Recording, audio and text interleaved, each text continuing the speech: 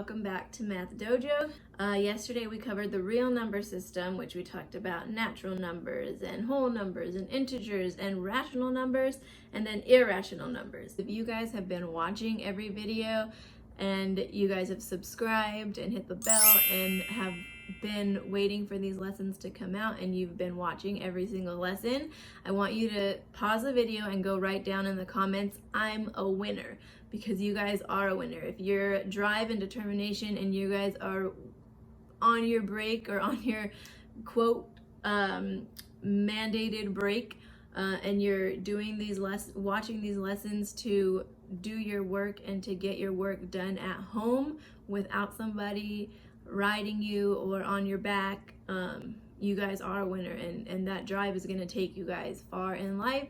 So please comment "I'm a winner" down in the comments, because you guys are, and trust me, it's gonna pay off. Please let me know of any lessons that you guys need. We are here for you. I am here for you. Anything that you guys need, I will push that out to you as soon as I can. Okay? All right, let's get back into it. Today we're gonna go and dig deeper into rational numbers, because if you guys remember what the definition of rational numbers was, a rational number is any number that can be written as a fraction, and that's the simple definition of it.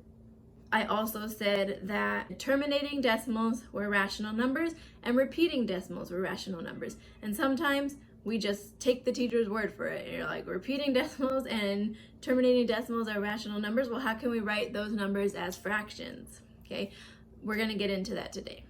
So we're gonna start off with terminating decimals and how we can write terminating decimals as fractions. Okay, here we go. Terminating decimals, some examples of terminating decimals are 0.5. Okay, we have 0.75. Terminating decimals are decimals that have an ending. Okay, they end or they stop. They have a stopping point. Okay, so we are going to take terminating decimals and turn them into fractions. All right. So I'm going to take the terminating decimal 0.4. Okay, now the way we say this decimal is 4/10, because this is in the tenths place. So we write the number, okay, that is our decimal, and then the place value, 4/10. Now this place value that the last digit is in, which this case we only have one digit, is going to become our denominator. Okay, we're going to put the number of our decimal in the numerator. Okay, and now this becomes 4/10 in a fraction. If we divided both sides by 2, we would get 2/5, and this is how we would write 4/10 as a simplified fraction. Okay, now we're going to take a look at another fraction. Okay, we have 0.75. Again, this is a terminating fraction a terminating decimal because it stops. Okay, and the way we read this one is 75 hundredths, because our last digit is in the hundredths spot. So we write the number 75, don't forget your hyphen. Okay, hundredths, THS, okay, hundredths. And since our number was in the hundredths place value, it now again becomes our denominator, and you write the number of the decimal, which is 75, in your numerator. Okay, now again, if you were to divide to simplify by 25, we would get 3/4. So the way we would write 0.75 as a fraction would be 3/4, simplified fraction. Okay, the last one we're going to do, we're going to take a look at a decimal that has 3 place values. So 0.386, again, it's a terminating decimal. It has a stopping point. Okay, the way we read this, we'll read the number first, 386 thousandths. This 6 is in the thousandths place. Again, tenths, hundredths, thousandths. So we have 380, don't forget your hyphen, 86 thousandths. THS. And again, your 386 thousandths, okay, becomes your denominator. And then your number goes on top, the 386, okay?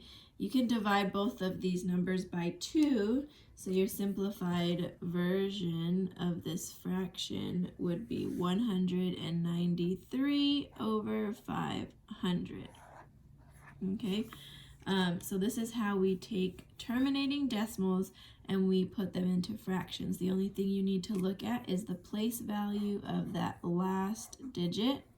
Okay, the place value becomes your denominator and the number becomes your numerator. Okay, so now that we covered terminating decimals, we're going to get into the repeating decimals. Now, repeating decimals take a little bit more steps. We're going to do a couple examples and I'm going to leave you with a couple examples to do. So let's get into it.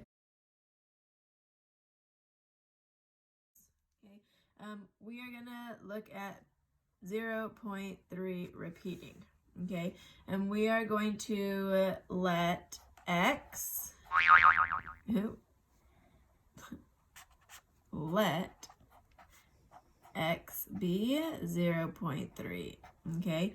So since whatever place value your repeating number is, that is what you're going to multiply both sides by, okay? So we're going to have x equals 0.3, okay?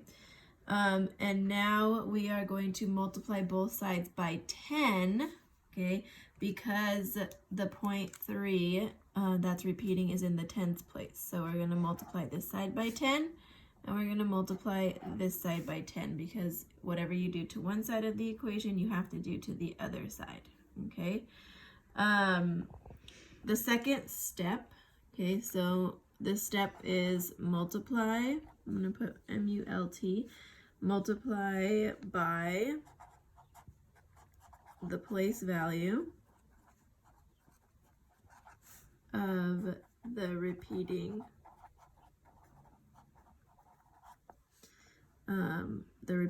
number or the repeating portion of the number, okay?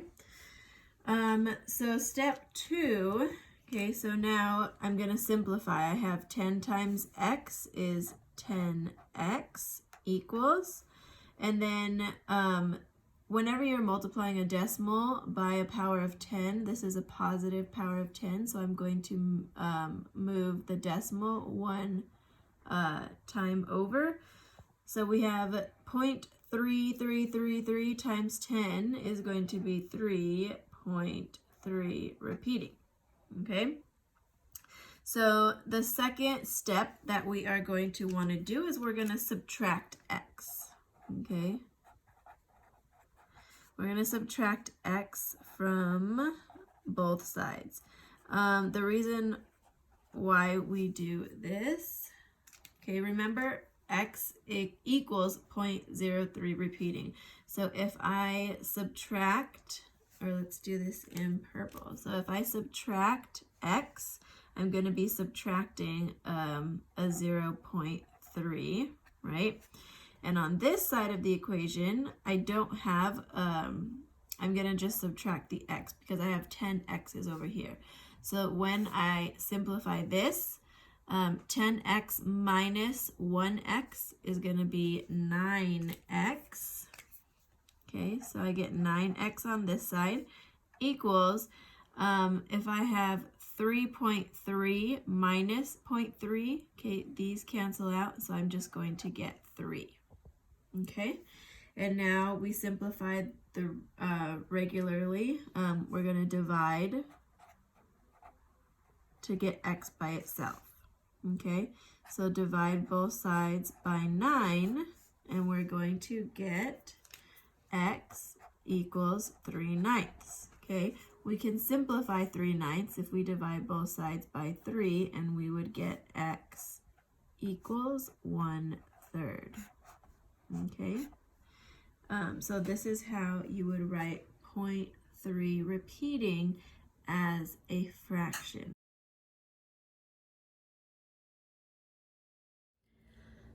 All right, you guys, I hope you learned a lot from this video. Tomorrow, we're going to be learning how to estimate irrational numbers, because irrational numbers, we said, were numbers that were never ending, those decimals that never stopped, that go on forever. So we're going to learn how to estimate those irrational numbers and to find out where the square root of 2 or the square root of 5 would land on the number line. It's a really cool, if you're like me and you geek out on math, I love this this lesson. So stay tuned for that. Tomorrow we're getting into irrational numbers.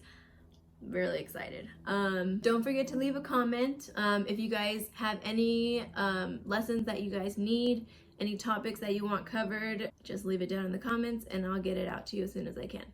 Also, don't forget to subscribe and hit the bell so that you know when I'm posting. I don't have a posting schedule yet, so just make sure that you hit the bell so that you're notified that when you are online, and I do post that video, that you're aware so that you can get the help if you need it. All right, I will see you guys tomorrow in tomorrow's video. I hope you guys learned a lot. Please stay safe, keep your family safe, stay indoors if possible, watch a movie, eat popcorn, have fun, snuggle up. I will see you guys tomorrow. Bye.